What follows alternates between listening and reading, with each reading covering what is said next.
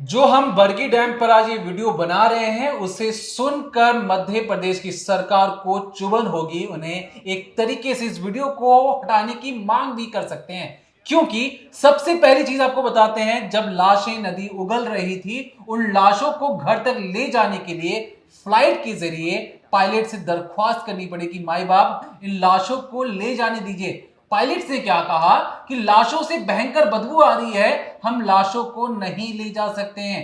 परिवार वाले भीख मांगते हैं, स्प्रे छिड़का जाता है और सुगंधित लाशों को ले जाकर उनके घरों तक पहुंचाया जाता है। बात यही खत्म नहीं होती है, क्योंकि रोंगटे खड़े करने वाले इस पूरे प्रकरण में किस तरीके से पूरे घेरे में मध्य प्रदेश की सरकार आती है वो भी जानिए। ये जो बोट है, ये बोट कोई प्राइवेट बोट नहीं है, बल्कि एक सरकारी कंपनी और खास तौर पर सरकारी विभाग इस बोट का मेंटेनेंस रख रखाव करता था। जानिएगा आप इस डिकोडिंग क्राइम के जरिए कि किस तरीके से मध्य प्रदेश की सरकार एनजीटी कोर्ट में हलफनामा दायर होता है कि अब डीजल की बोट को पानी पीने वाली, जो डैम के आसपास जो तालाब बनते हैं वो पीने लायक पानी होता है, उस पर किस तरीके से अब डीजल बोट चलाते हैं, इसे लेकर बहस करने उतर चुकी थी मध्य प्रदेश की सरकार। बताएंगे इस डिकोडिंग क्राइम के जरिए। और इस बोट की एक और खासियत है, जब इस बोट को खरीदा गया, और खास तौर पे इस तरह की जो बोट्स होती हैं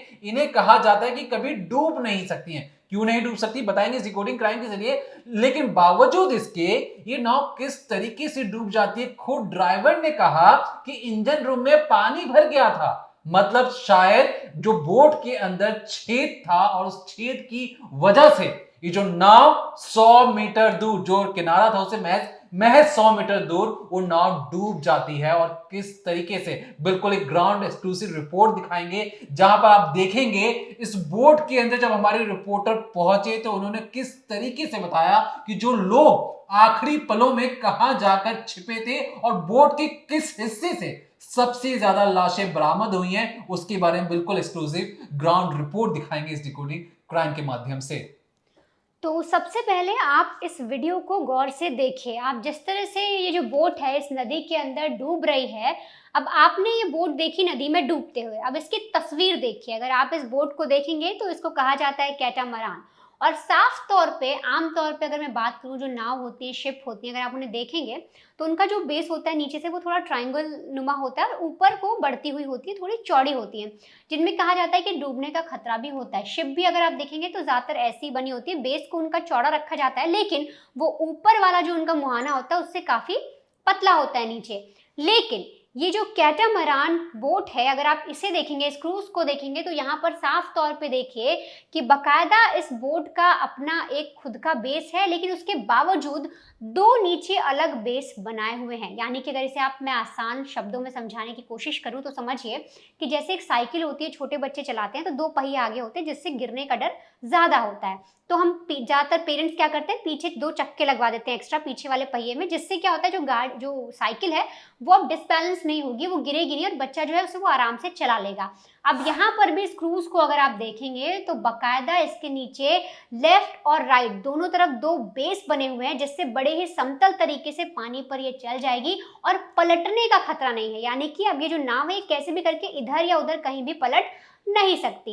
अब ये जो आप वीडियो देख रहे हैं, इस वीडियो के अंदर आपको दिखाई दे रहा है कि धीरे धीरे धीरे धीरे करके जो नाव है वो नीचे जा रही है, पानी में डूबती जा रही है। तो इससे अनुमान लगाया जा रहा है कि शायद इस नाव के अंदर छेद था, क्योंकि जब कई मंत्रियों से पूछा गया, जब ये पूरा हादसा हुआ, जब उनसे बातचीत की गई, तो सबने आकर साफ कह दिया कि देखिए 2006 का मॉडल है, मेंटेनेंस होती रहती है, लेकिन ऐसे हादसे आज से पहले तो नहीं हुए, पहली बार ये सारी चीजें हुई हैं।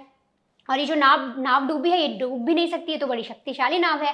और जब इस पर उनसे पूछा गया कि सर कंडीशन के बारे में बताइए, आप कह रहे हैं नाव डूब नहीं सकती, तो क्या इस नाव की जो रख रखाव किया जाता था, जो उसके बारे में पता लगाया जाता था कि भाई कहीं पे खराबी तो नहीं है, कहीं टूट फूट तो नहीं है, क्या ये चीजें होती थी? तो इस पर साफ तौर पर जवाब देते हैं और मीडिया से किनारा कर लेते हैं। वो बोलते हैं कि देखिए इसके लिए हमने एक हाई लेवल की टीम बना दी है जो इसकी जांच करेगी। अब जांच कब करेगी? जब लोगों की लाशें निकल रही हैं उस नदी के अंदर से, उस बोट के अंदर से, जब छोटे बच्चों की लाश निकल रही है, लोगों के परिवार उजड़ रहे हैं, उसके बाद अब हाई लेवल की जो टीम है वो जांच करेगी। लेकिन जब पूछा गया कि क्या रेगुलर चेकअप किया जाता था, देखा जाता था कि क्रूज जो बोट जो भी आप चला रहे हैं क्या वो ठीक है कि नहीं, और यहाँ पर ये जितने भी सरकार के मुलाजिम हैं जो भी बातचीत कर रहे हैं, आप सोचिए अब वो किसी पर ठीकरा भी नहीं फोड़ सकते, वो ये भी नहीं कह सकते कि प्राइवेट कंपनी है, इसकी कंपनी थी, हमने पहले मना किया था और इस तरह से बोट चल रही थी। बल्कि एमपी टूरिज्म जो बकायदा सरकार के अंडर आता है, जो मंत्रालय के अंदर आता है मध्य प्रदेश के, उनके द्वारा ये सारी खामियां की गई हैं। अब किस तरह से चीजें हुई, तो सबसे पहले आपने जो बोट समझी, अब आपको मैं एक और तस्वीर दिखाती हूँ।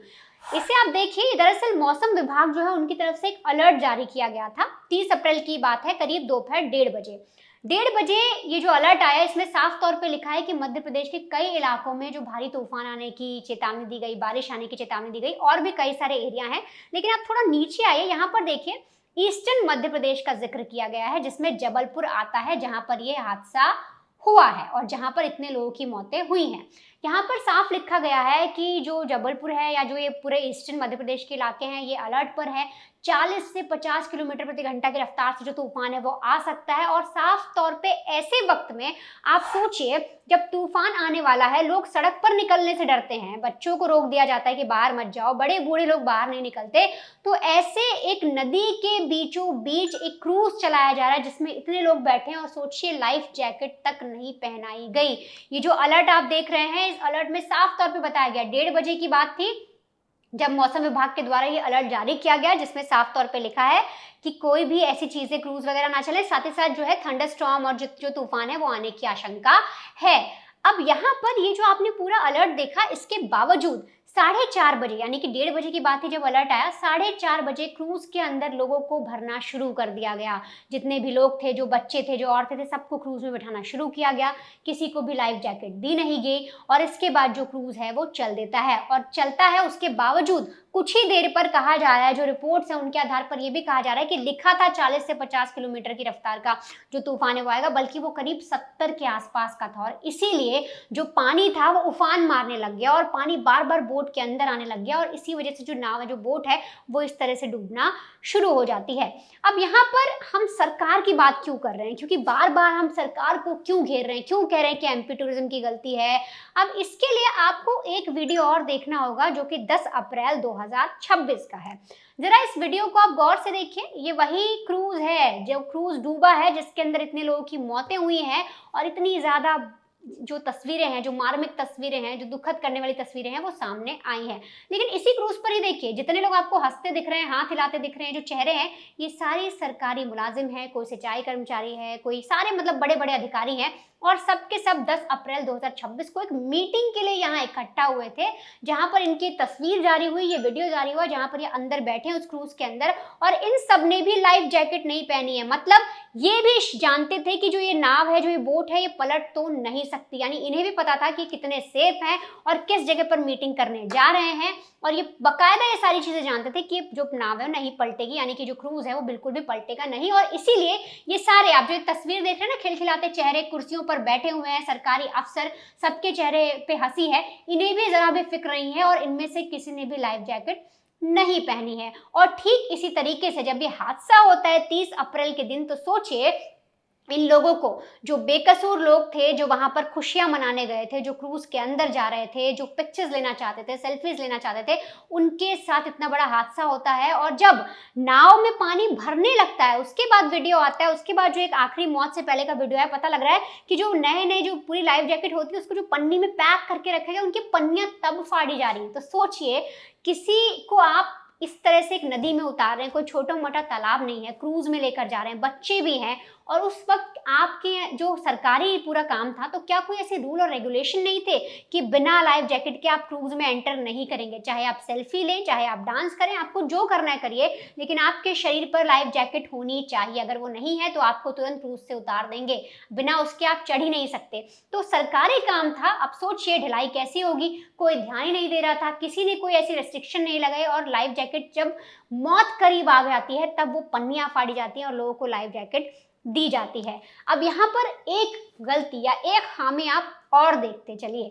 दरअसल कुछ रिपोर्ट्स मैं आपको दिखा रही हूँ, अगर इस रिपोर्ट्स पे आप गौर करेंगे तो एनजीटी की रिपोर्ट है जिसमें साफ तौर पे ये आ रहा है और कई आर्टिकल्स में भी ये चीज़ आई है कि साल 2023 की बात है कि मध्य प्रदेश में ये चीज़ें समझ में आई कि जो डीजल होता है उसके द्वारा जितने भी जो क्रूज चल रहे हैं वो खास तौर पे उस नदी पर या नहीं चलाए जाएंगे जिसका उपयोग सिंचाई के लिए, पीने के लिए, खेती के लिए, इन सब चीज़ों के लिए किया जाता है। और इसीलिए जो एनजीटी है, नेशनल ग्रीन ट्रिब्यूनल, उसने बाकायदा एक रिपोर्ट बनाई, बाकायदा चीज़ें देखी, हर एक चीज़ देखी, सरकार से बात की कहाँ कहाँ क्या क्या चीज़ें हो रही थी और सुप्रीम कोर्ट में पूरा का पूरा एक केस चलता है जिस पर सुनवाई होती है। और सोचिए उसी केस को, यानी कि जो एनजीटी है वो भी एक गवर्नमेंट एंटिटी है, सरकारी एक विभाग है, और इसके अलावा जो एमपी टूरिज्म है वो भी सरकारी विभाग है और उस पर वो दावा ठोकता और कहता है कि ऐसा कुछ नहीं है, ये चीज़ें हो सकती है, हम डीजल के अलावा हम ये देख सकते हैं कि पानी कहाँ पर किस तरह का यूज़ हो रहा है, हम कोशिश करेंगे सिंचाई का पानी ना यूज़ हो।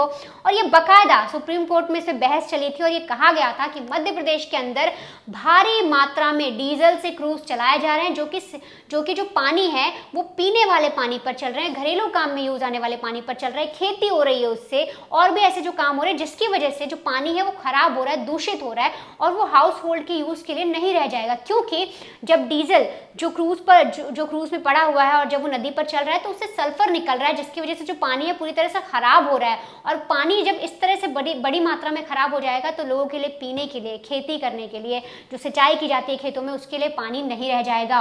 और इसी पर तीखी बहस हुई, सब चीजें हुई, होल्ड लगाया गया और ये पूरा मामला चल रहा था, एक तरह से मना भी किया गया था। लेकिन उसके बावजूद देखिए सरकार का ही क्रूज चल रहा है, डीजल वाला क्रूज, सरकार का ही क्रूज उसी पानी पर, उसी बरगी डैम पर चल रहा है जो सिंचाई के लिए यूज किया जाता है, खेती के लिए यूज किया जाता है। इसीलिए हम बार बार कह रहे हैं कि यहाँ पर सरकार बैठकर ये रोना भी नहीं रो सकती कि भाई किसी और पे इल्जाम लगा दिया जाए और कह दिया जाए कि प्राइवेट कंपनी थी, अपनी मनमानी करते हैं, ये लोग मानते नहीं है, पैसा कमाते हैं, बिजनेस के लिए कुछ भी करते हैं।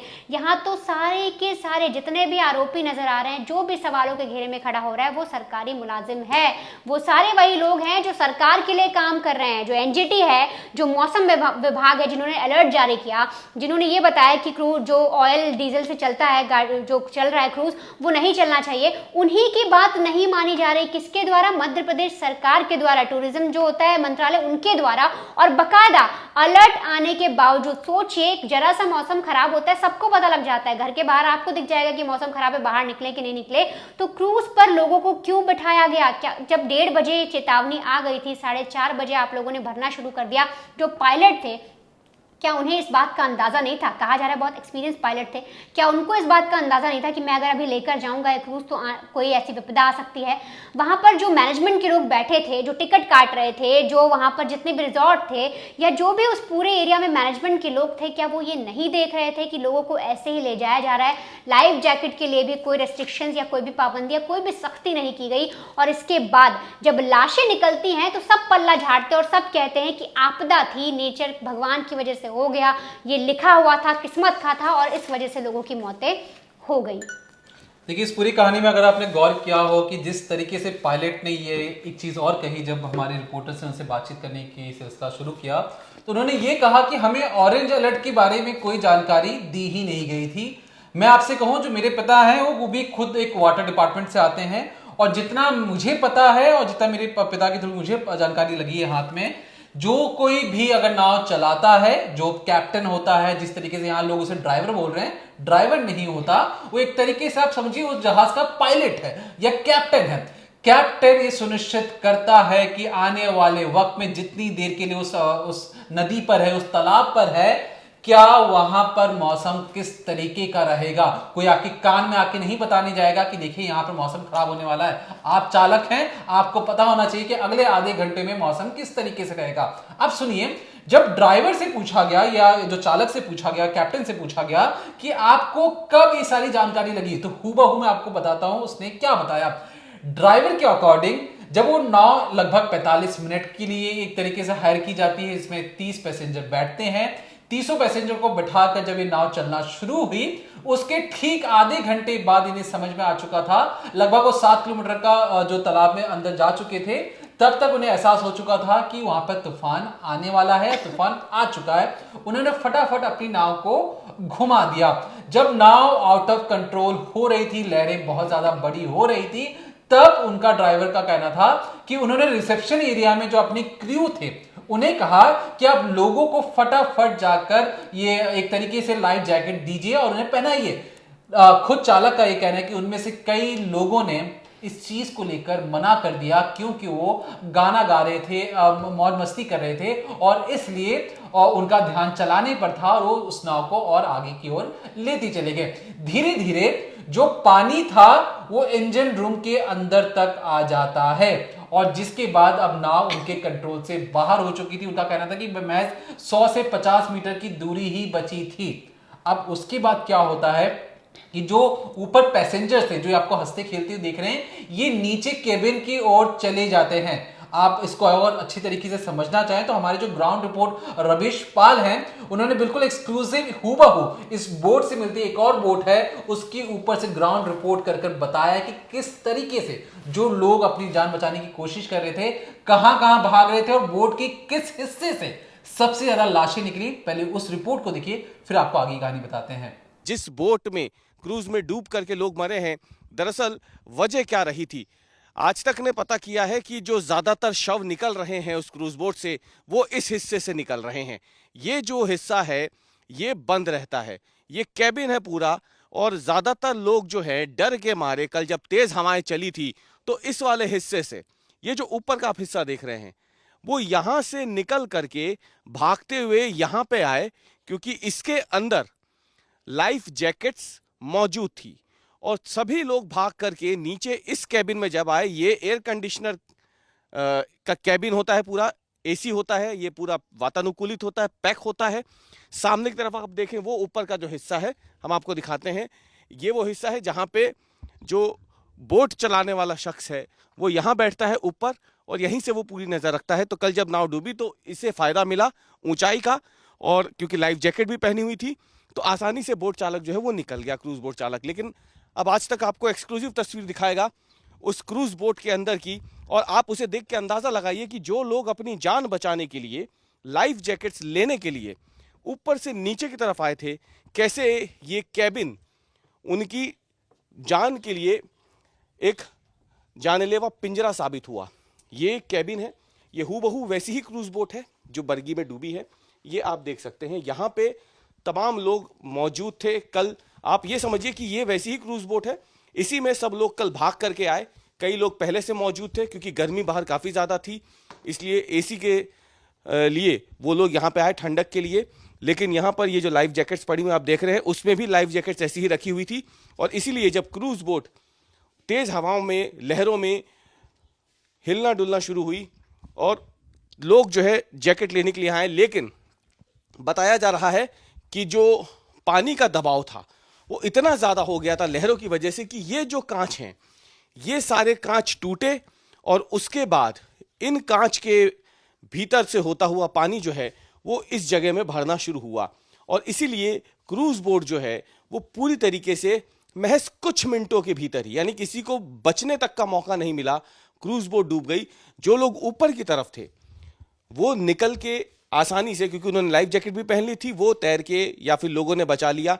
कुछ लोग ऐसे थे जो इस क्रूज बोट के सोफे में जब यहाँ पानी भरा इस हिस्से में, तो सोफे बाहर की तरफ निकलना शुरू हुए, और वही सोफे जो है फिर उसमें भी लोग पकड़ के जाते रहे। ये आप निशानियां देख सकते हैं उस क्रूज बोट की हैं, जो उस अभागे क्रूज बोट में लोग सवार थे, उनकी कुछ निशानियां यहाँ बाकी हैं। कुछ एमपी टूरिज्म की प्रॉपर्टीज़ हैं, कुछ उन लोगों की प्रॉपर्टीज़ है जो उसमें सवार थे, और इन सब के बीच में आज तक आपको ये एक्सक्लूसिव तस्वीर हूबहू उसी क्रूज बोट के भीतर से दिखा रहा है। और इससे आपको एक अंदाज़ा लग जाएगा कि उन लोगों पर क्या बीती होगी जब हर सेकंड हज़ारों गैलन पानी जो है वो इन टूटी हुई खिड़कियों से इस कैबिन में भरना शुरू हुआ, और महज चंद मिनटों में ही ये एक बड़ा सा क्रूज, जहां लोग मौज मस्ती के लिए आए थे, कुछ हसीन पल बिताने के लिए आए थे, अपने परिवार के साथ खुशी के समय बिताने के लिए आए थे, आखिरकार ये क्रूज उनके लिए एक तरीके से डूबता ताबूत साबित हो गया। तो आपने इस रिपोर्ट को देख के समझा कि बोट में स्थिति क्या थी और किस हिस्से से सबसे ज्यादा लाशें निकली, क्योंकि जो कैबिन था बोट सीधा ही नीचे चला गया। अब इस पर सवाल उठाना लाजमी है, लेकिन उससे पहले जानिए, जब हमने सवाल पूछा कि क्रूज में कितने टूरिस्ट के पास टिकट था। तो जवाब आया, जो चालक थे, जो ड्राइवर थे या कैप्टन थे, कि क्रूज में 30 लोग सवार थे, इनमें से 6 बच्चे थे, छोटे बच्चों का टिकट नहीं लगता है। ऊपर से फोन आया कि 29 लोगों का टिकट है जबकि एक फ्री है, आप निकल जाइए। हादसा होने के बाद मुझे जो ड्राइवर था उन्होंने कहा कि उन्हें पता चला कि क्रूज में 4 से 5 लोग एक्स्ट्रा थे जिनके पास टिकट नहीं थे। टिकट काटने और टिकट चेक करने का काम नीचे से होता है। अब यहां पर जो आपने जो चीजें सुनी और जो समझी, इससे आप एक चीज समझ रहे हैं, जब सस्पेंड करने की बारी आई तो सरकार ने किस किस को सस्पेंड किया?